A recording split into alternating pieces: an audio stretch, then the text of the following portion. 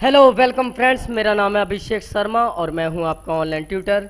आज टैली के lesson number 17 में मैं पैरोल का कॉन्सेप्ट नंबर सेकंड में बताने जा रहा हूं।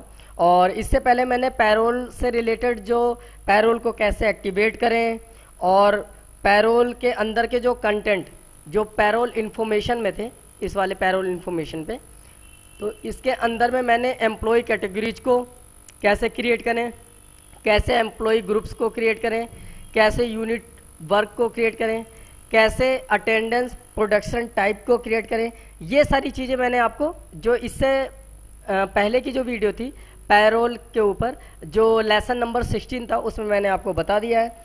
यदि आपको नहीं पता है तो आप मेरी पिछली वीडियो को, मेरी प्रीवियस वीडियो को पहले चेकआउट कर लीजिए, क्योंकि अगर आप उस वीडियो को नहीं देखेंगे तो आपको समझ में नहीं आएगा कि मैं पैरोल के बारे में आगे क्या बता रहा हूँ।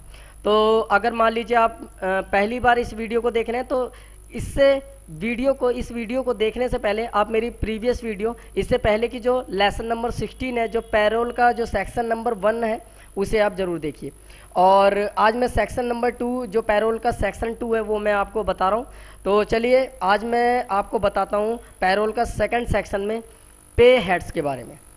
तो पे हेड्स पे जब आप एंटर करेंगे, यहाँ पे क्रिएट का एक ऑप्शन आएगा, इस पे आप क्रिएट पे बटन दबाएंगे तो यहाँ पे आपको पे हेड क्रिएशन पे आपको सैलरी से रिलेटेड, जो एम्प्लॉय की सैलरी है उससे रिलेटेड आपको यहाँ पे एंट्रियाँ करनी है। कैसी एंट्री करनी है, कैसी फीडिंग करनी है, जैसे जैसे सैलरी का जो एक कॉन्सेप्ट होता है वो होता है बेसिक सैलरी।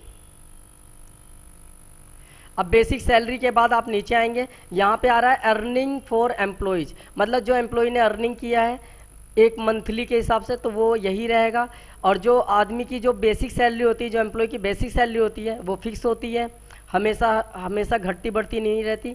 अब यहाँ पे डायरेक्ट एक्सपेंसेस में ही जाएगा, ये यस रहेगा, ये बेसिक सैलरी रहेगा, ये नो रहेगा, ये एज यूजर डिफाइंड वैल्यू, जो एम्प्लॉय को सैलरी फिक्स की गई है कंपनी के द्वारा वही मिलेगी। तो ये आपको कोई भी चीज़ पे हेड इन्फॉर्मेशन में कुछ भी चेंज नहीं करना, एंटर करना है बस।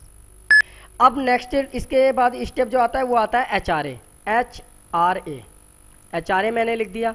यहाँ पे आपको जब यहाँ पे आएंगे पे हेड टाइप पे, तो पे हेड टाइप में आपको कुछ नहीं चेंज करना, बल्कि आपको यहाँ पे चेंज करना पड़ेगा अंडर में। आपको अंडर में क्या करना है, इनडायरेक्ट एक्सपेंसेस सेलेक्ट करना है। और इनडायरेक्ट एक्सपेंसेस सिलेक्शन करने के बाद आप जब डाउन आएंगे तो यहाँ पे आएगा कैलकुलेशन टाइप। यहाँ पे आने के बाद आपको क्या करना होगा, यहाँ पे आपको टाइप करना होगा, सेलेक्ट करना होगा as compounded value, as computed value है आई थिंक, तो एज कंप्यूटेड वैल्यू सिलेक्शन कर लेंगे। अब यहाँ पे नोट एप्लीकेबल ही रहने दीजिए। यहाँ पे आपको सेलेक्ट करना है ऑन स्पेसिफिड फॉर्मूला, और इस पे जब आप एंटर प्रेस करेंगे तो यहाँ पे ऐड पे हेड आएगा और इस जगह बेसिक सैलरी आ रही है, तो बेसिक सैलरी आपको एंटर करना है और एंड ऑफ लिस्ट करना है। उसके बाद यहाँ पे एंटर, फिर यहाँ पे स्लेब टाइप पे जैसे आप आएंगे तो परसेंटेज वैल्यू 2 आ रही है तो आपको परसेंटेज सिलेक्शन करना है। और मैंने माना कि बेसिक सैलरी पे जो HRA मिलेगा वो कितना मिलेगा, यहाँ पे मैंने डाल दिया सपोज 10% मिलेगा, और उसके बाद एंटर करके ये मैंने HRA बना दिया। अब बेसिक सैलरी हो गया, HRA हो गया। उसके बाद मैंने यहाँ पे ट्रांसपोर्ट अलाउंस लिखा, TA लिखा। TA के बाद आपको यहाँ पे आना है और यहाँ पे जो अंडर आएगा ये भी आपका सेम ही रहेगा, और अंडर में आपको आना है और अंडर में आके आपको इनडायरेक्ट एक्सपेंसेस इसे भी सिलेक्ट करना है। उसके बाद यहाँ पे जब ये जो कैलकुलेशन टाइप है यहाँ पे आपको एज कंप्यूटेड वैल्यू सिलेक्शन करना है। उसके बाद नीचे आना है, फिर एंटर प्रेस करना है, फिर ऑन स्पेसिफिड फॉर्मूले को सिलेक्शन करना है। फिर यहाँ पे आपको HRA बेसिक सैलरी मिलेगा, लेकिन जितनी भी चीज़ें होती हैं जैसे DA, TA, HRA वगैरह वो सब आपकी बेसिक सैलरी पे डिपेंड होती है, तो इसलिए बेसिक सैलरी सिलेक्शन करना है। उसके एंड ऑफ लिस्ट करना है, फिर एंटर स्लैब टाइप में परसेंटेज, और मैंने माना कि जो TA है वो आपको 15% मिलेगा। ये हो गया आपका TA कैलकुलेट। अब TA के बाद आपको फीड करना है नेक्स्ट PF, प्रोविडेंट फंड। फिर यहाँ पे आना है, प्रोविडेंट फंड में आपको यहाँ पे जो पे हेड टाइप्स है यहाँ पे आपको थोड़े से चेंजेस करने पड़ेंगे। यहाँ पे आपको करना है डिडक्शन फ्रॉम एम्प्लॉयज, क्योंकि पीए का जो पीएफ का पैसा होता है वो बेसिक सैलरी में से डिडक्ट होता है, तो डिडक्शन फ्रॉम एम्प्लॉयज़ पे क्लिक करना है। फिर उसके बाद यहाँ पे आएगा अंडर में आपको लाइबिलिटी सेलेक्ट करना है, करंट लाइबिलिटी, और उसके बाद आपको नीचे आना है। उसके बाद यहाँ पे एज कंप्यूटेड वैल्यू की जगह यहाँ पे जो है जो कैलकुलेशन टाइप है, कैलकुलेशन टाइप में आपको क्या सिलेक्शन करना है, आपको सिलेक्शन करना होगा एज कंप्यूटेड वैल्यू, और उसके बाद एंटर, उसके बाद यहाँ पे ऑन स्पेसिफिड फार्मूला, उसके बाद एंटर, उसके बाद बेसिक सैलरी, उसके बाद एंड ऑफ लिस्ट, उसके बाद एंटर। और यहाँ पे आपको क्या करना होगा, यहाँ पे भी आपको परसेंटेज सेलेक्ट करना है, कितने परसेंट पीएफ, 3% पीएफ कटेगा, मैंने माना कि 3% कटेगा। उसके बाद क्या करना है, पीएफ के बाद आपको यहाँ लिखना है ओवर टाइम लिखने के बाद फिर आप एंटर करोगे। ओवर टाइम भी अर्निंग फॉर एम्प्लॉयज ही रहेगा।